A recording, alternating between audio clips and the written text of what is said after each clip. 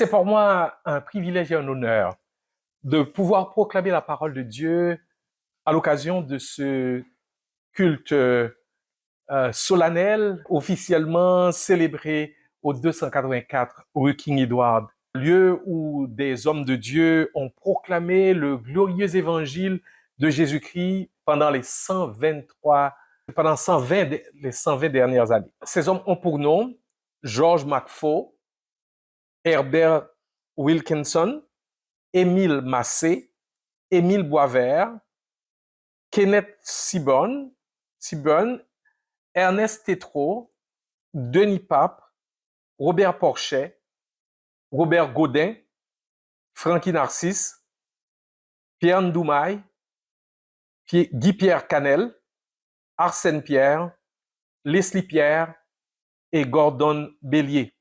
En ce jour de célébration de ce que le Seigneur a fait en ce lieu au cours des 120 dernières années, au coin de King Edward et Clarence, je m'en voudrais de ne pas imiter l'apôtre Paul dans ce qu'il a fait pour les disciples de Jésus-Christ de l'église de Colosse. Il a commencé par dire merci au Seigneur pour la merveilleuse œuvre de sa grâce dans leur vie. Le commentateur de la Bible, Kent Hughes, a dit à ce propos: l'éloge sincère de Paul découle du miracle qui s'est produit à Colosse. Un peuple pauvre et païen, sans Dieu et sans espoir en ce monde. Oui, ce peuple a trouvé le Christ. Leur vie avait été changée et il s'était passé des choses remarquables que Paul notera comme il se doit. Sa célébration était honnête et belle, et la célébration est aussi la nôtre, car nous sommes l'Église. Fin de citation. Et avant de poursuivre avec ce message, je veux rendre grâce au Seigneur qui a des leaders pour chaque saison de la vie de son peuple. Le Seigneur avait puissamment et souverainement choisi, préparé, motivé et équipé 2 hommes pour relever les défis du présent dans la vie de cette Église. Il a suscité un visionnaire, pasteur Guy-Pierre Canel, à qui il a donné un fidèle compagnon de service en la personne de pasteur Leslie Pierre. Les deux ont servi fidèlement et servent encore fidèlement l'Église évangélique baptiste d'Ottawa. Ils l'ont fait au 284 King Edward et c'est sûr qu'ils continueront de le faire au 2120 Prince Charles. Je rends grâce au Seigneur pour leur épouse, Sonny et Mista, qui les supportent dans cette belle œuvre. Je veux rendre grâce aussi au Seigneur pour ma chère épouse, ma sœur Esther, qui m'a secondé dans le service que j'ai accompli à King Edward pendant 26 ans. Que la bénédiction du Seigneur soit sur elle. Avant de regarder au problème de l'église de Colosse, l'apôtre Paul a élevé son cœur dans l'adoration, remerciant le Dieu trinitaire pour les merveilles de sa faveur imméritée dans la vie de ces hommes et femmes qu'il n'avait jamais rencontrés, qu'il aimait de tout son cœur, malgré tout. Il avait appris à les connaître par le témoignage d'Épaphras, qui était venu à la fois par son ministère à Éphèse et qui est retourné à Colosse faire connaître Christ et son merveilleux évangile. L'Esprit de Dieu a convaincu le cœur de plusieurs Colossiens qui se sont repentis, qui ont placé leur confiance en Jésus-Christ. Eh bien, laissez-moi lire le texte du jour en Colossiens, chapitre 1. Je vais lire les versets 21 à 23. L'apôtre Paul venait de parler de Christ, qu'il a puissamment élevé, qu'il a présenté comme l'image du Dieu invisible. Et après avoir parlé de Christ et de l'œuvre de Christ, il dit ceci: « Et vous, qui étiez autrefois étrangers et ennemis par vos pensées et par vos mauvaises œuvres, il vous a maintenant réconciliés par sa mort dans le corps de sa chair, pour vous faire paraître devant lui, saint, irrépréhensible et sans reproche. Si du moins vous demeurez fondés et inébranlables dans la foi, sans vous détourner de l'espérance de l'évangile que vous avez entendu, qui a été prêché à toute créature sous le ciel et dont moi, Paul, j'ai été fait ministre. Parole du Seigneur. J'ai bien dit que Paul a commencé la lettre en louant le Seigneur pour l'œuvre de sa grâce dans la vie des Colossiens. Il a poursuivi et cette lettre en célébrant leur foi. Leur foi. Et verset 4a, ayant été informé de votre foi en Jésus-Christ. Il a célébré aussi leur amour. Verset 4b, votre amour pour tous les saints. Il a célébré leur espérance, verset 5, à cause de l'espérance qui vous est réservée dans les cieux et que la parole de la vérité vous a précédemment fait connaître. Il a aussi célébré leur croissance au verset 6. Il est au milieu de vous et dans le monde entier. Il porte des fruits et il va grandissant, comme c'est aussi le cas parmi vous depuis le jour où vous avez entendu et connu la grâce de Dieu conformément à la vérité. L'église de Colosse ne devait avoir que 30 à 40 personnes qui avaient répondu à l'évangile que Epaphras leur avait communiqué. Selon Colossiens 1, verset 7, nous voyons que c'est Epaphras qui a implanté cette église. L'Esprit de Dieu avait travaillé dans le cœur des Colossiens, les amenant à saisir Christ, à connaître Christ, à grandir en Christ. Christ était le centre de leur vie individuelle et collective. Aussi, l'apôtre élève Christ dans cette lettre, du début à la fin. Au chapitre 1, verset 1, Paul se présente comme apôtre de Christ. Au chapitre 1, verset 2, il appelle les croyants de Colosse saints et fidèles frères en Christ. Au chapitre 1, verset 2, il demande que la grâce et la paix de Christ leur soient données. Au chapitre 1, verset 3, il rend grâce à Dieu le Père de notre Seigneur Jésus-Christ. Au chapitre 1, verset 4, il dit que notre foi est dans le Seigneur Jésus-Christ. Au chapitre 1, verset 7, Epaphras est appelé fidèle ministre de Christ. Au verset 12 à 14, toujours du chapitre 1, c'est par le Fils de l'amour du Père que nous sommes délivrés de la puissance des ténèbres et transportés dans le royaume de son Fils bien-aimé. C'est par lui que nous avons été rachetés et que nous avons reçu le pardon de nos péchés. Toujours au chapitre 1, verset 15 à 23, il est toujours question de Jésus-Christ. Nous le voyons dans sa prééminence sur tous les êtres, mis à part le Père, et sur toutes choses. Et Christ est élevé dans sa relation avec son Père. Colossiens 1, verset 15a. Dans sa relation à toute la création. Toujours chapitre 1, verset 15b à 17. Dans sa relation avec l'Église. Chapitre 1, verset 18 à 20. Et au verset 21 à 23, il est question de l'œuvre de Jésus-Christ.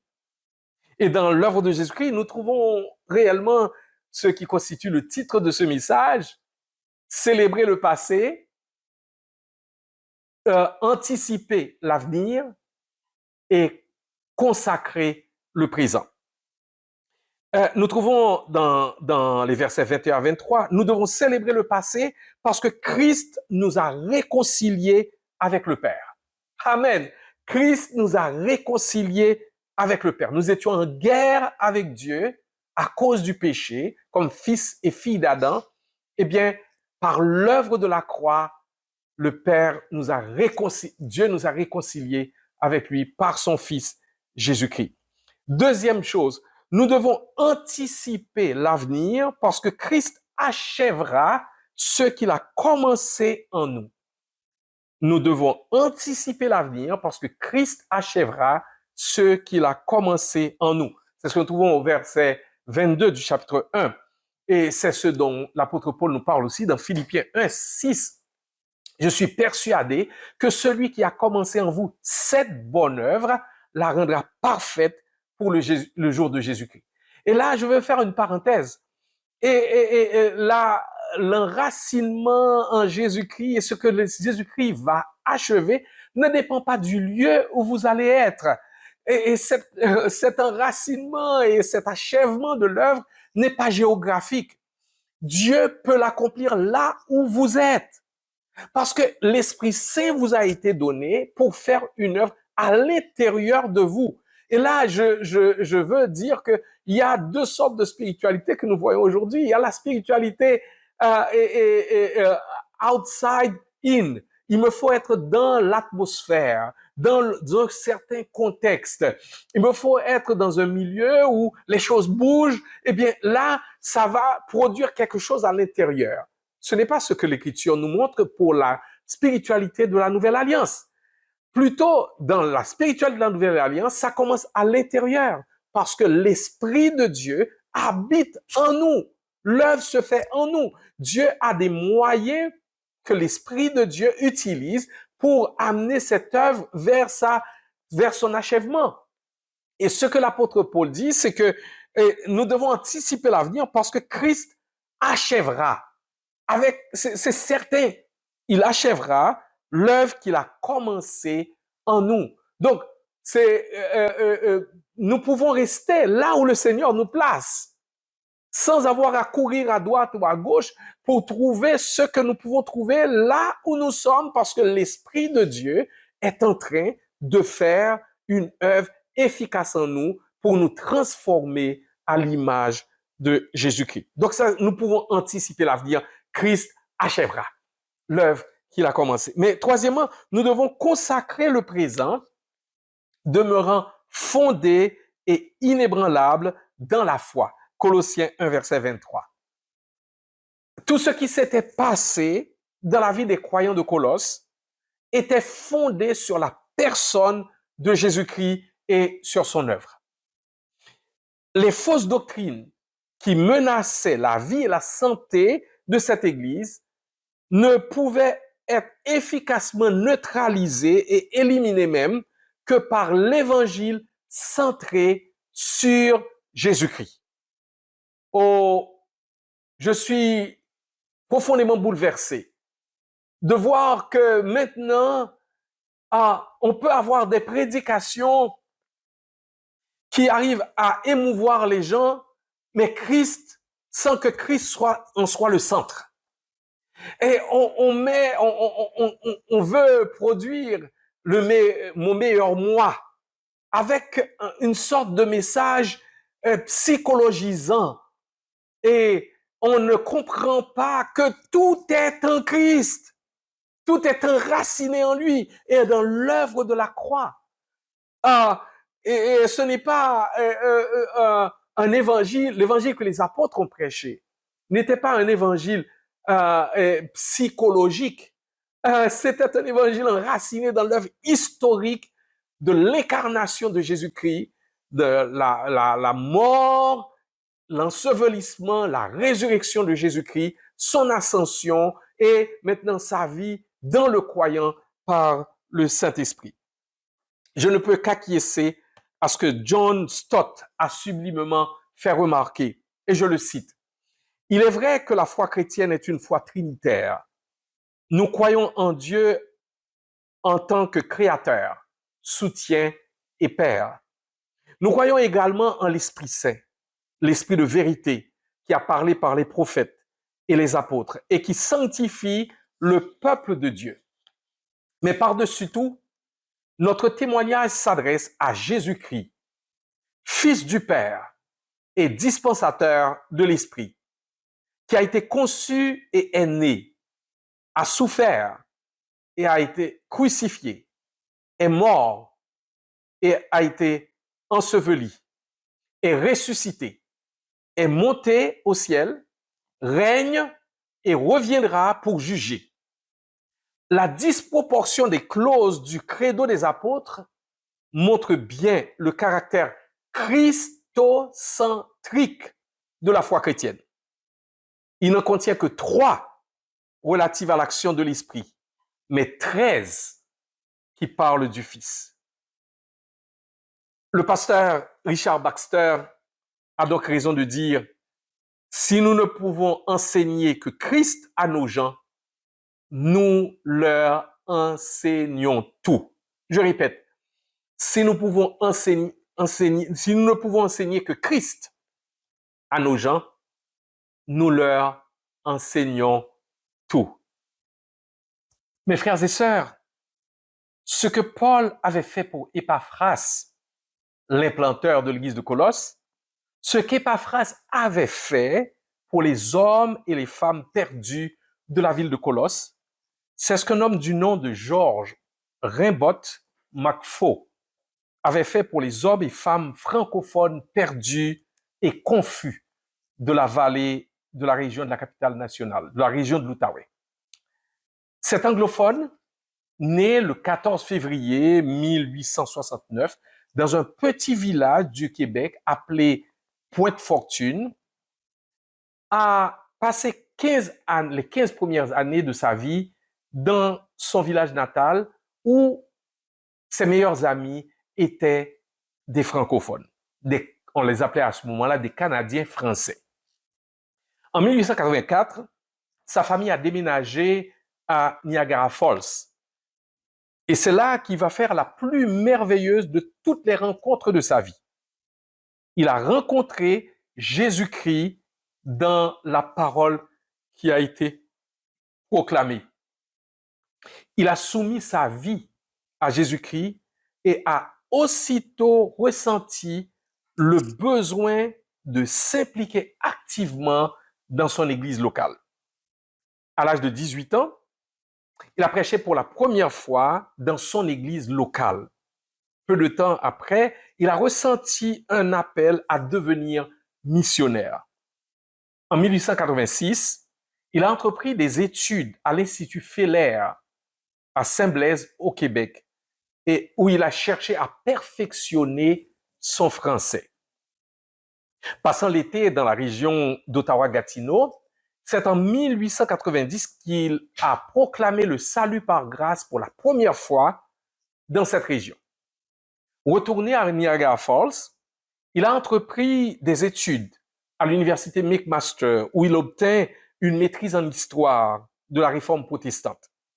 En 1895, il est venu s'installer à Rockland pour proclamer la bonne nouvelle de Jésus-Christ. C'est à ce moment-là qu'il a épousé Amy Wilmot, une femme de l'église, de la première église baptiste d'Ottawa, une femme consacrée qui œuvrait dans cette église. En mai 1901, Pasteur McFaul a déménagé de Rockland à Ottawa.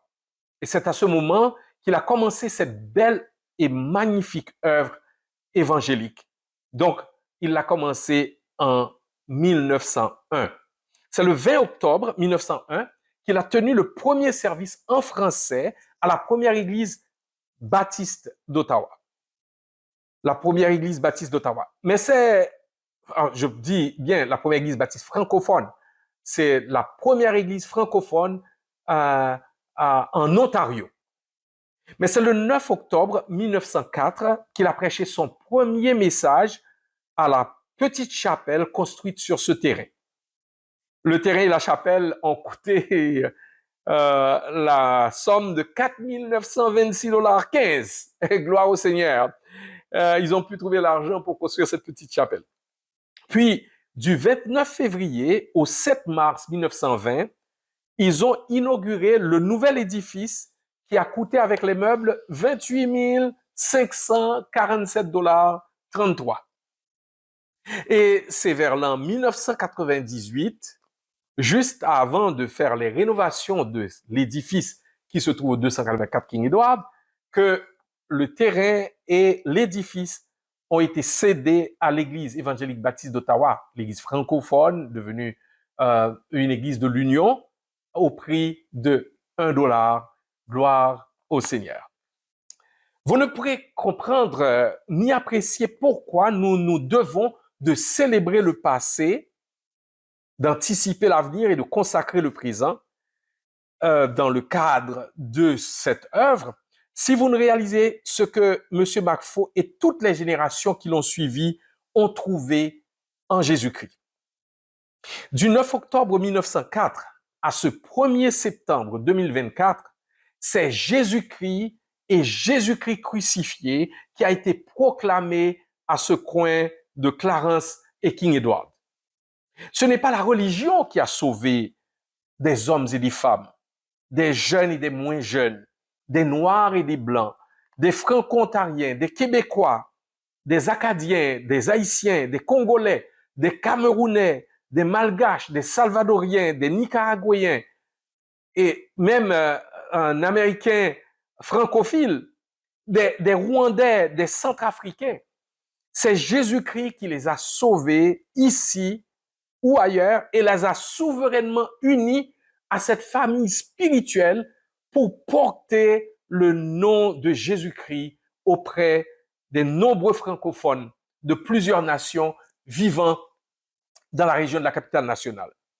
Si le Seigneur vous a conduit vers cette église, il vous a fait entrer dans une belle histoire qui a débuté depuis 1901. Ça fait 123 ans. Et ça fait 120 ans que le témoignage permanent de l'évangile de Jésus-Christ est établi au coin de King Edward et Clarence, dans la Basse-Ville, qui était à cette époque le secteur des francophones à Ottawa. Le quartier a bien changé depuis, mais l'évangile qui y est prêché est resté le même.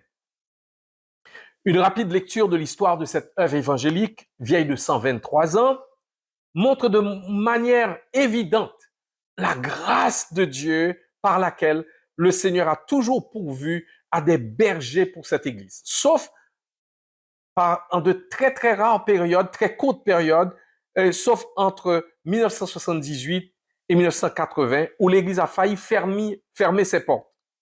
Mais Dieu avait un avenir pour cette église, qui, dès sa naissance, a été une église dirigée par un homme de Dieu passionné pour le salut des francophones.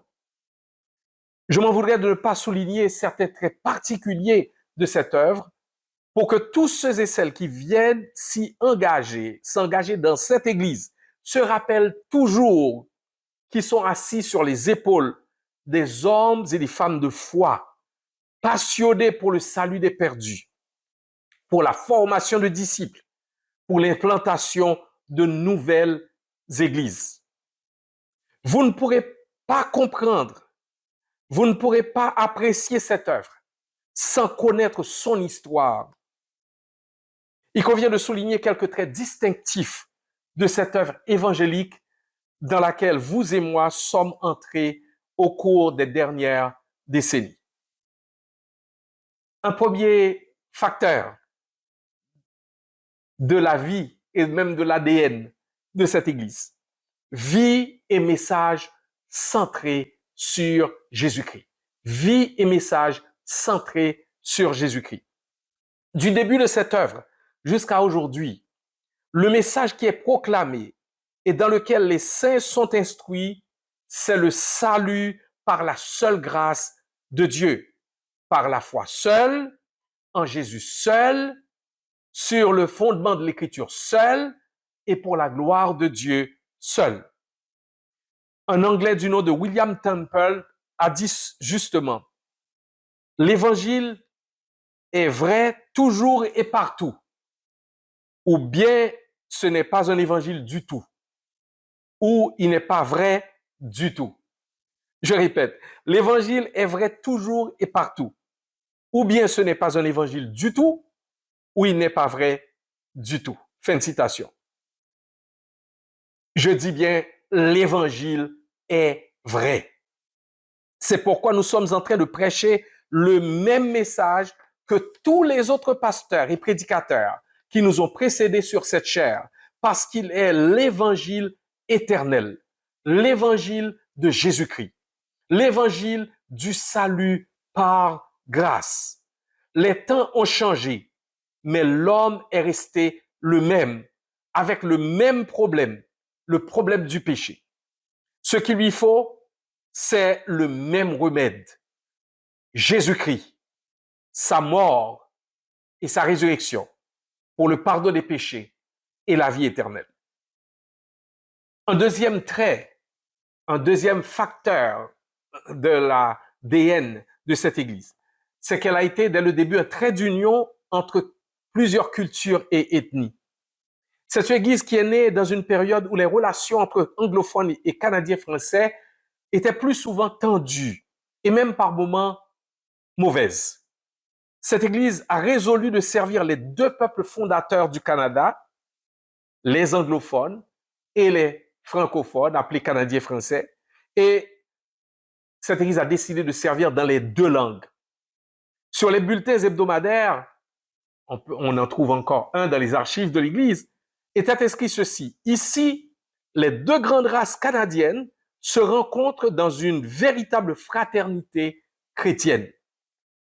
C'est une église qui, à l'instar de l'église d'Antioche, avait décidé d'aller à contre-courant dans une période de tension ethnique entre anglophones et francophones, comme cela a été aussi le cas au temps de Paul entre juifs et grecs. Troisième facteur de l'ADN de cette église, résilience en temps de persécution et d'affliction. C'est une église qui est née dans une période de persécution de toutes les personnes qui n'adhéraient pas au catholicisme romain. La prédication de la grâce de Dieu en Jésus-Christ avait libéré plusieurs personnes des chaînes des traditions et de la recherche du salut par les œuvres. Ces personnes étaient souvent persécutées, tout comme l'Église l'a été dans cette période. On parlait des protestants qui étaient très mal vus.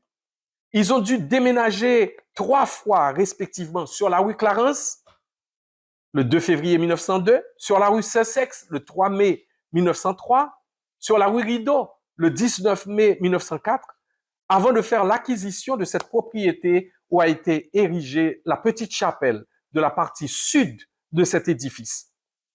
Puis, la partie nord a été érigée et construite en 1920. Pourquoi tant de déménagements en 3 ans? La réponse est simple. Le curé de l'Église catholique romaine menaçait de maudire et d'excommunier toute personne qui louerait des salles aux protestants. Ce n'est que lorsque les frères et sœurs ont acheté ce terrain et bâti la chapelle qui se sont officiellement constitués en église avec 24 membres.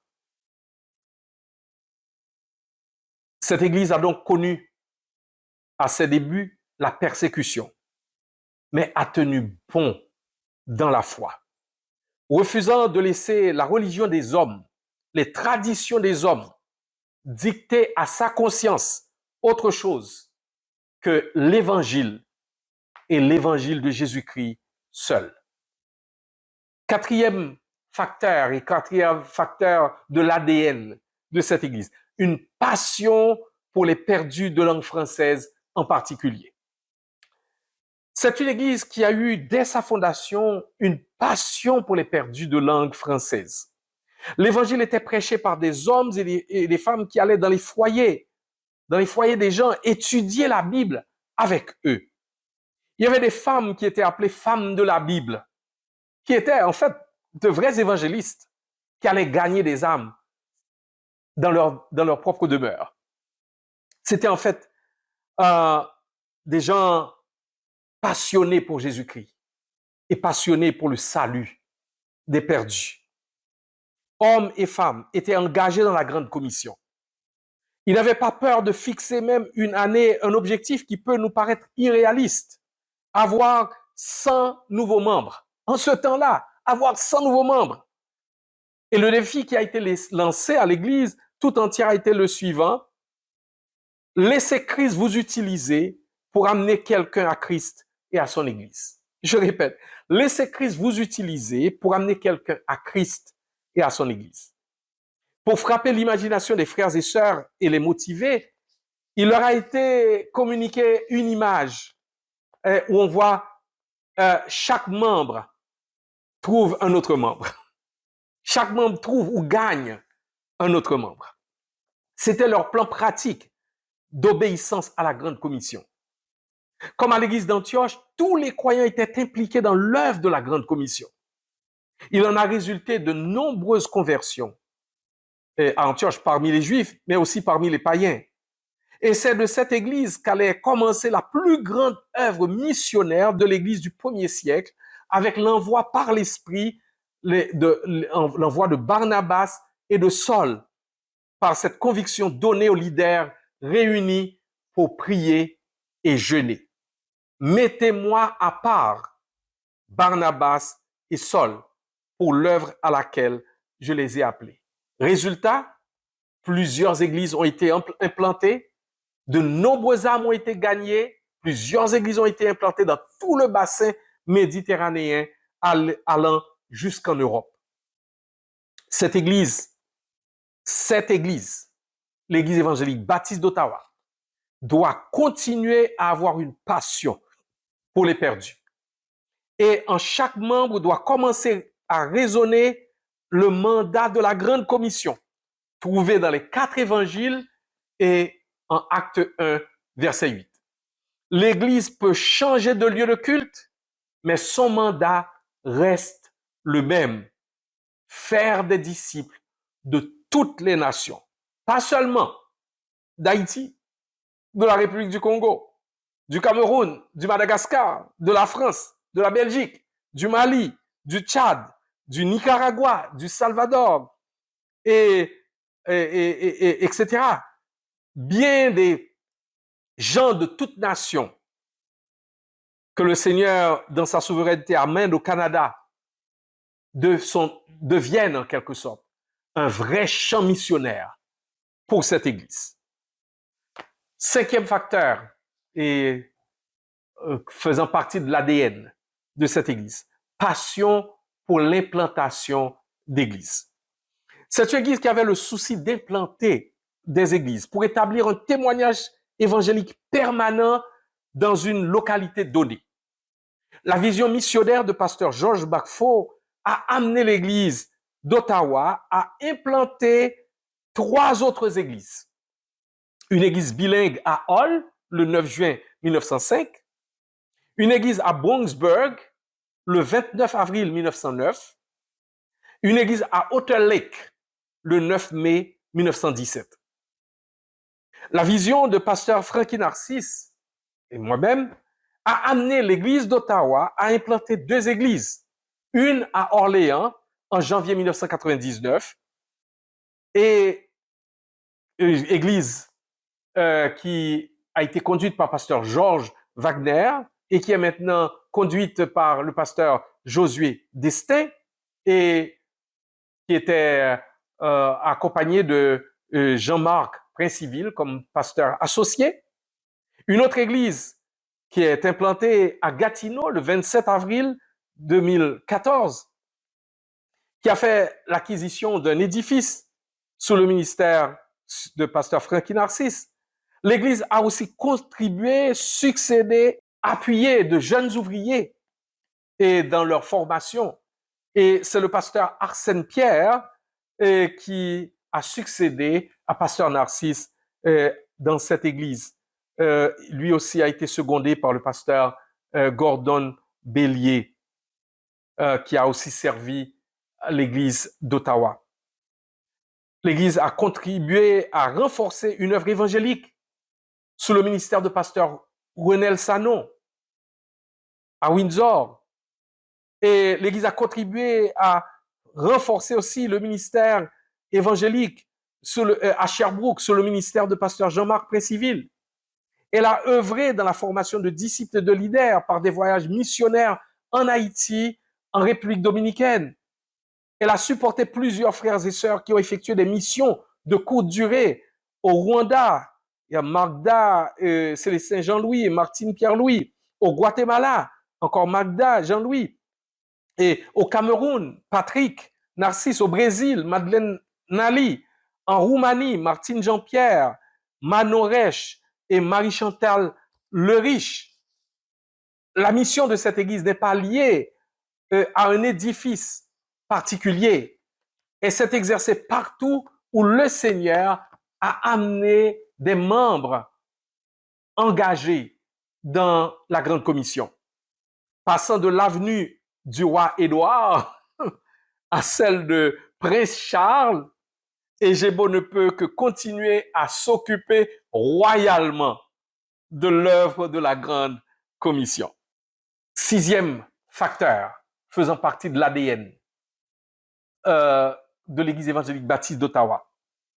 Unité, harmonie et ordre. C'est une église qui a toujours vécu dans l'unité et la paix, sauf en de rares saisons où il y a eu des tensions que le Seigneur a réglées et l'Église a décidé de rester ensemble. On ne trouve dans son histoire aucune division. On ne trouve que des multiplications. On peut y voir plutôt ce que l'apôtre Paul a dit aux Philippiens au chapitre 2. Si donc il y a quelque consolation en Christ, s'il y a quelque communion dans la charité, s'il y a quelque union d'esprit, s'il y a quelque compassion et quelque miséricorde, rendez ma joie parfaite, ayant un même sentiment, un même amour, une même âme, une même pensée. Ne faites rien par esprit de parti ou par vaine gloire, mais que l'humilité vous fasse regarder les autres comme étant au-dessus de vous-même. Que chacun de vous, au lieu de considérer ses propres intérêts, considère aussi ceux des autres. Une des grâces accordées par le Seigneur à cette Église, c'est d'avoir vécu dans l'unité et la paix en dépit de la diversité de sa composition, anglophone et francophone. Un esprit de parti et une vaine gloire auraient pu les dresser les uns contre les autres et l'Église aurait pu se diviser. Mais c'est tout le contraire qu'on a vu dans cette Église, dans la qualité de vie que les frères et sœurs ont vécu. Rien n'était parfait, mais la volonté et l'intention étaient là. Jésus avait prié pour notre unité. Jésus a réalisé à la croix l'œuvre de notre unité. L'apôtre Paul nous exhorte à conserver l'unité par le lien de la paix, Éphésiens 4, et à avoir un même sentiment, un même amour, une même âme, une même pensée, Philippiens 2, verset 2. En 123 ans, le Seigneur a permis à son Église de conserver cette unité. Frères et sœurs, ne soyez pas de ceux et celles qui introduisent dans la vie de cette Église ce qui n'a jamais été là, des germes de conflit et de division. Ne laissez personne vous embobiner pour faire ce que Jéroboam a fait en Israël, établir sa propre voie, de sorte qu'on a dit à partir de ce moment, tel ou tel roi a marché dans les voies de Jéroboam, la voie de l'impiété et de la séparation du peuple de l'Israël dans sa totalité. Enlevez vos mains de cette église si votre agenda est autre que celui de Jésus-Christ, parce que le même Seigneur qui a veillé sur cette église au cours des 123 dernières années veille encore aujourd'hui sur elle. Et il a la capacité de la garder unie pour sa gloire jusqu'à son retour. Si vous ne partagez pas les convictions, les valeurs, la vision de cette Église, nous pouvons être d'accord sur nos désaccords, mais ne touchez pas à ces brebis que le Seigneur a mis dans ce troupeau. Allez en chercher d'autres. Il y en a tant de brebis perdues qui ont besoin de Jésus-Christ. Allez leur apporter l'Évangile. Mais celles que Dieu a envoyées dans cette Église, laissez les bergers que le Seigneur a choisis prendre soin d'elles. Un dernier facteur de l'ADN de l'Église évangélique baptiste d'Ottawa est la dépendance totale du Seigneur pour toute chose. De sa naissance à aujourd'hui, cette Église a vécu de constants miracles du Seigneur en sa faveur.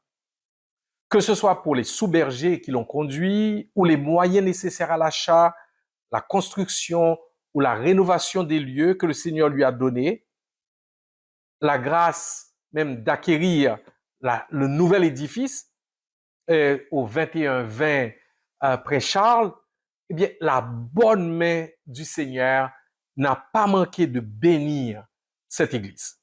Gloire au Seigneur. Ceux et celles que Dieu a appelés à vivre, à grandir, à servir, à adorer dans cette Église, eh bien, ce sont des personnes que le Seigneur a donné d'en haut à cette Église. Dépendant de Jésus-Christ, le Seigneur de l'Église, nous n'avons aucun doute que le Seigneur a le pouvoir de garder ceux et celles qu'il a appelés à le servir dans cette Église, sans que nous ayons à chercher à les contrôler, à les embrigader, à les retenir contre leur gré. Celui qui a commencé la bonne œuvre en eux et en elles a bien la capacité de rendre parfaite cette œuvre pour le jour de Jésus-Christ. Que puis-je donc faire de plus, Église évangélique baptiste d'Ottawa, que de vous recommander à Dieu et à la parole de sa grâce, à celui qui peut édifier et donner l'héritage avec tous les saints. Par sa grâce, célébrons le passé, anticipons l'avenir, consacrons le présent pour la seule gloire du Dieu trinitaire, Père, Fils et Saint-Esprit. Prions Dieu.